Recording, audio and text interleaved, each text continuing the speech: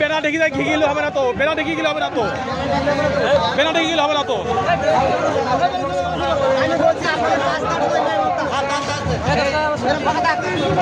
আরো সালাবে সামনে ওঠো, সামনে ওঠো, সামনে ওঠো।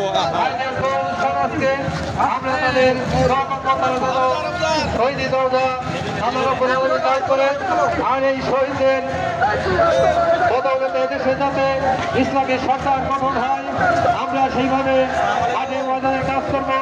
এই উদাত্ত আহ্বান জানিয়ে আমার কথা শেষ। মুকুল ভাই বেনার সামনে লোক ভাগ দিতে হতো।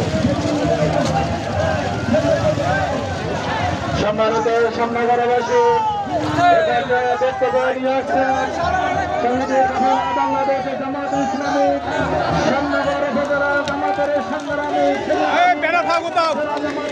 মুকুল ভাই বেনার ভাগ হতো।